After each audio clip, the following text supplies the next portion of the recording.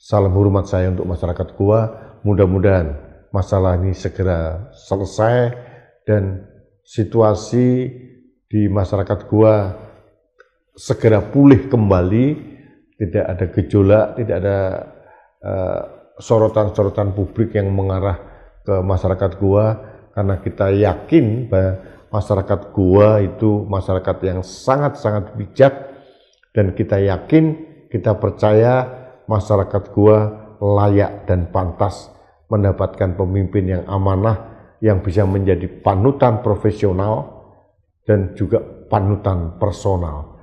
Masyarakat Goa layak mendapatkan itu dan seharusnya mendapatkan pemimpin yang seperti itu. Itu aja opini saya untuk memberikan pemberitaan yang berimbang dari apa yang saya sampaikan terdahulu. Mudah-mudahan masalah ini segera terselesaikan dengan baik, dengan proses politik yang baik, dan yang paling penting, utamakan kepentingan masyarakat Goa.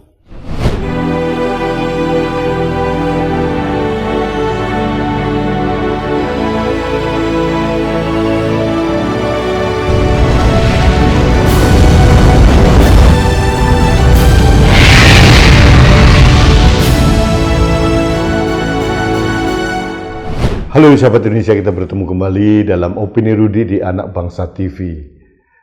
Sahabat Indonesia, di hari Minggu ini saya harus memberikan ruang yang berimbang pada opini saya terdahulu, yaitu terkait dengan dugaan perselingkuhan Bupati Goa yang sekarang diusut oleh Pansus DPRD Kabupaten Goa. Rupanya opini saya mendapatkan tanggapan banyak dari teman-teman saya di Goa. Sebelum saya memulai, saya perlu disclaimer dulu. Tujuan saya tidak ingin mempermalukan seseorang, tapi ini pejabat publik.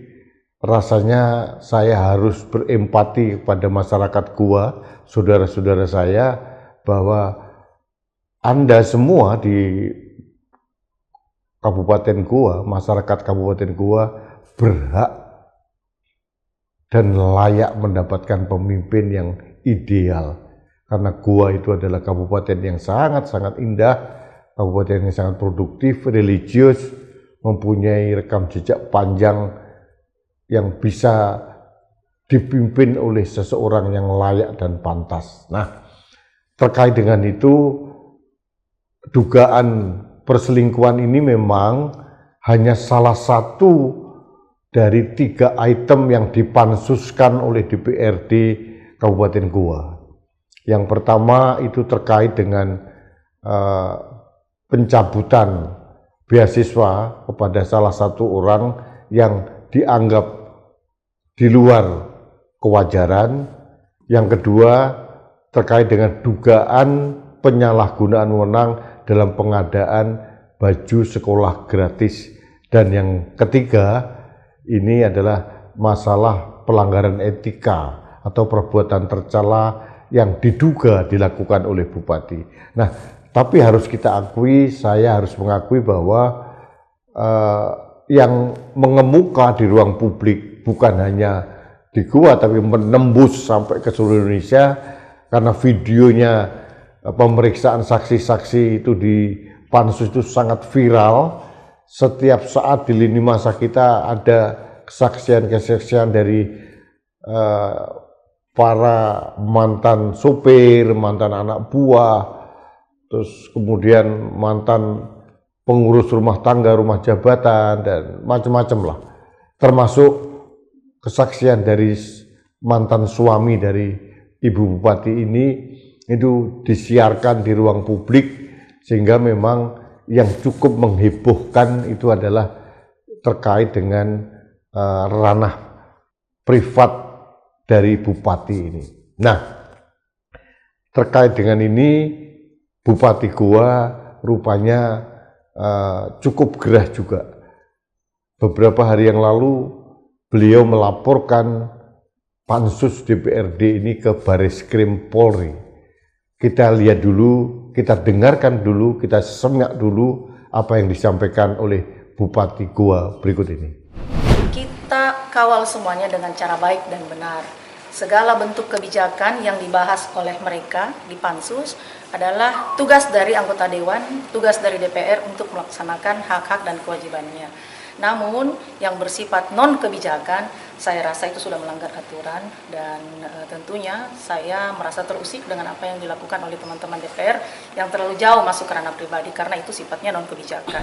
Sahabat Indonesia, dari apa yang disampaikan oleh Bupati Goa, ini bisa kita simpulkan bahwa beliau protes bahwa Pansus ini sudah menelanjangi masalah privat dari Bupati Goa. Kalau masalah kebijakan-kebijakan beliau tidak keberatan, tapi kalau masalah ranah pribadi seperti dugaan-dugaan hubungan terlarang Bupati dengan salah seorang mantan konsultan politiknya, ini yang mereka ungkap dalam Pansus ini yang diprotes oleh Bupati. Nah, ini perlu ada pemahaman bersama bahwa seorang pejabat publik itu memang tidak bisa serta-merta membuat sekat kuat bahwa ini ranah privat, ini ranah publik. Ini tidak bisa begitu. Jabatan bupati itu melekat 24 jam. Jabatan wali kota, gubernur, presiden itu melekat 24 jam. Tidak bisa lepas bahwa tidak bisa seorang presiden, seorang gubernur, bupati, wali kota kemudian pada hari Minggu bilang, hari ini saya tidak jadi bupati, tidak jadi gubernur, tidak jadi wali kota, tidak jadi presiden. Makanya saya bebas minum miras misalkan, atau berbuat asusila atau apa. Tidak mungkin seperti itu. Karena jabatan seorang pejabat publik, apalagi kepala daerah, juga kepala negara, itu melekat 24 jam, 7 hari seminggu, berarti setiap hari, setiap saat, setiap detik, jabatan itu tidak bisa dilepas. Kalau dilepas, ada konsekuensi ketatanagaraaannya, ada kevakuman jabatan itu. Jadi ini yang harus dipahami oleh Bupati Goa, bahwa tidak bisa dielakkan bahwa perilaku-perilaku pribadi yang meskipun masih dugaan-dugaan, meskipun katanya ini masih katanya si A, si B, si C begitu ya, tapi ungkapan-ungkapan itu kan begitu vulgar, telanjang disampaikan di rapat pansus gitu, sehingga konsentrasi masyarakat bukan hanya Goa tapi seluruh Indonesia tertuju pada rapat pansus itu. Jadi memang sangat memprihatinkan sih. Tapi itulah konsekuensi pejabat publik. Pada saat dia menentukan niat untuk menjadi pejabat publik, harus siap dengan segala konsekuensi sosialnya, konsekuensi logisnya, bahwa apapun yang dilakukan, entah itu pribadi, entah itu menyangkut kebijakan, akan menjadi sorotan publik. Apalagi kalau menyangkut masalah etika, moral, dan sebagainya. Dan itu saya yakin masih dipegang teguh oleh masyarakat Goa. Saya tahu Goa itu masalah etika, moral itu sangat dijunjung tinggi karena masyarakatnya sangat religius dan sangat menghormati marwah dan kehormatan keluarga. Ini yang menjadi soal yang seharusnya tidak terjadi, yang mungkin ini hak dari Ibu Bupati untuk menyampaikan laporan kepada polisi, tapi yang menjadi pertanyaan adalah mengapa dilaporkan ke Bareskrim Polri? Lompat jauh sekali. Mengapa tidak di Polres Goa misalkan, atau di Polda Sulawesi Selatan? Kenapa di Bareskrim? Meskipun ini ternyata masih diarahkan ke Dumas Pengaduan Masyarakat. Saya yakin polisi juga akan rikuh karena ini masalah proses politik di daerah yang polisi tidak bisa masuk ke ranah itu. Jadi ini tinggal keteguhan hati dari Pansus DPRD untuk meneruskan dan memilah-milah semua kesaksian-kesaksian dan memberikan suatu kesimpulan yang bisa memuaskan masyarakat, karena sudah tidak bisa kita nafikan bahwa kesaksian itu begitu terbuka gitu ya. Dan ini jujur, saya meskipun saya bukan orang Sulawesi Selatan, bukan orang Goa, merasa prihatin gitu. Seorang kepala daerah yang begitu susah payah kita berikan amanah, kita berikan kemewahan dengan segala fasilitas, rumah jabatan, kendaraan, semua ajudan, semua aparat yang melekat pada dirinya. Lalu akhirnya kejadiannya seperti yang terjadi di Goa ini. Kita agak bingung memang. Akhir-akhir ini kita menyoroti beberapa kepala daerah. Dalam 1 minggu saja, itu ada 2 bupati yang kena OTT. Bupati Kuansing, Singi di Riau, kemudian Bupati Langkat. Itu menyusul bupati-bupati sebelum-sebelumnya. Bupati Pati, Bupati Tulungagung, macam-macam lah, banyak. Jadi, ya godaan kepada pimpinan, entah laki entah perempuan, itu adalah godaan kekuasaan, godaan uang, dan godaan perilaku etika yang tidak patut. Ini godaannya begitu. Jadi ini ujian buat masyarakat Goa. Jadi kalau saya menyarankan sebetulnya Bupati Goa ini mulai rendah hati, tidak membela diri yang terlalu berlebihan begitu ya.